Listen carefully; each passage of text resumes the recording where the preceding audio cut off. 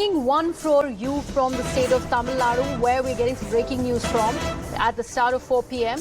Now we've been told that the Tamil Nadu Chief Minister, Mr. M K Stalin, has written to the President of the country, Mrs. Droupadi Murmu, requested, and what he has done is he's requested the President to recall the Governor, Mr. R N Ravi. Remember, Governor R N Ravi is the governor in the state of Tamil Nadu, and the tussle between the Stalin administration is a lot. And this request has been, in fact, put forth to the governor on the basis of the fact that the reason that has been cited is the list of bills and prosecution sanctions against former AIADMK ministers in the corruption cases that are still pending before Governor R N Ravi. Let me bring in my colleague Purnima Murli on the broadcast for more on this.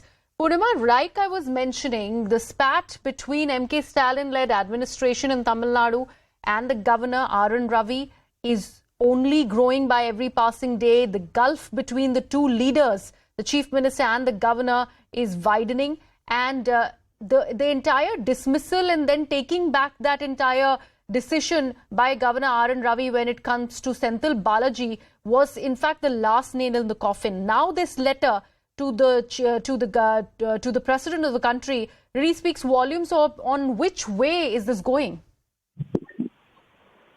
Absolutely. The war between the state government and the governor is only escalating. This is the second time that the DMK government, ruling government, has written to a president requesting to recall the governor. Remember, this time around in the letter, M K Stalin cites the list of bills that are still pending before the governor, and also the governor's response to a petition submitted by DMK. DMK had the impact of action against former ADMK ministers who are reportedly involved in corruption cases. Yes. And the governor has responded by saying that already the investigation is on, and said that he's not received any letter in connection with a few other ADMK ministers. So now the DMK says that no action is taken against ADMK ministers, but the governor is keen to take action against Senthil Balaji, who's still not declared a convict in any case. The investigation is still going on. So there's bias as far as governor's stance is concerned, and also many bills that are impacting the people of Tamil Nadu are still pending before the governor for months now, and therefore have requested the president to recall Governor R N Ravi.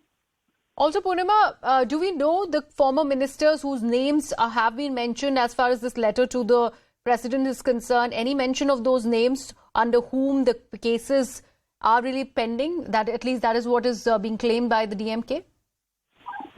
Absolutely. Some of the senior leaders, including former Health Minister Vijay Bhaskar, who was reportedly involved in Gutka scam, all the names and the cases have been listed, but the governor had already responded to the DMK's letter and memorandum against these ministers, saying that in some cases, it's already been investigated and the cases are closed. And as far as former Health Minister Vijay Bhaskar is concerned, he's yet to receive the files from the state government, was the governor's response. But now DMK doesn't seem happy with that, saying that while Senthil Balaji is still not declared a convict in the case, the governor was keen to drop him from the cabinet and had also taken suo motu action and then put a stop and took a U-turn in that decision. Why not take action against the former ADMK minister? So why show bias? That's the stance that the DMK is taking in this case. Yes. Purnima, I wanted to understand, like you mentioned, that Governor R N Ravi has also spoken vis-a-vis one of the former ministers with the AIADMK cabinet before the DMK came into power. He said that he'd not even received that file, and that's why the process has not really followed what is being requested by the DMK-led administration. What is the DMK really saying about that? Because clearly there was a communication channel that was open. They have received a response from the governor, and yet they've decided to bypass all of that conversation and go straight to the president of the country. Well, DMK, in response to the letter by governor, had already made it clear that they had sent two files to the governor's office in connection with Vijay Bhaskar, who was a former health minister, and they have also received an acknowledgement sheet. They had in fact sent 2 times, and they said that they have the acknowledgement receipt, and it's not that they will not shared these files with the governor. Since the governor's office itself has sent acknowledgement letters after receiving those files, but still they decided to turn a blind eye as far as DMK's memorandums and petitions against the ADMK is concerned. That's the response that the DMK has said after they received the governor's letter.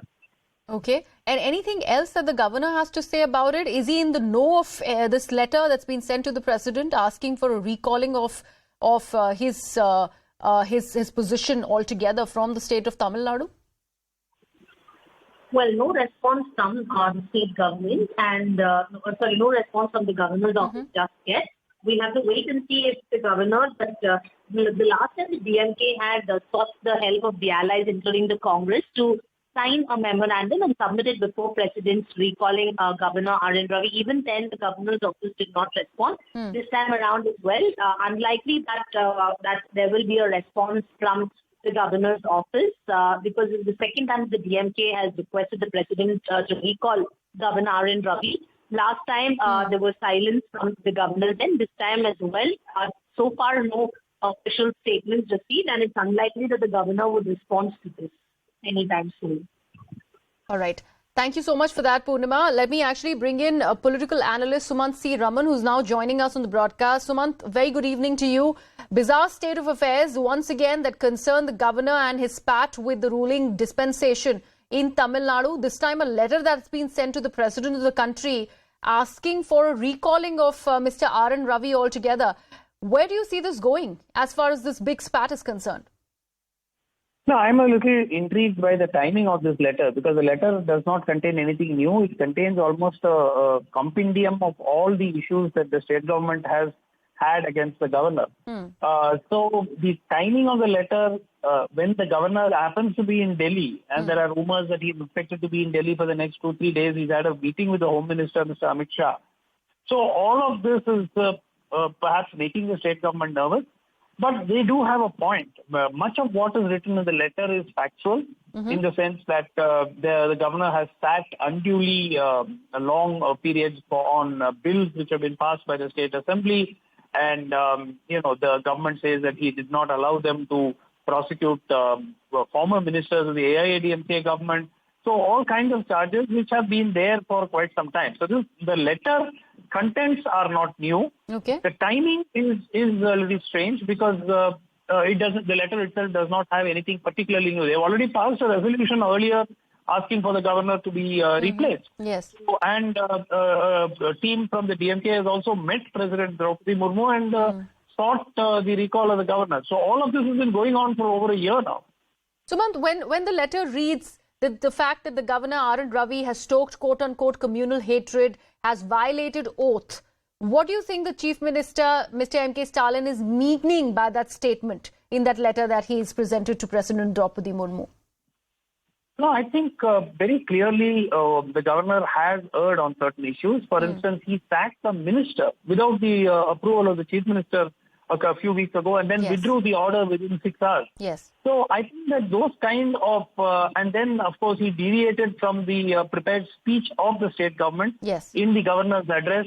So all of these have raised serious questions about, about the constitutional propriety, of his office that the governor should be upholding. So the state government does have a point in raising these issues.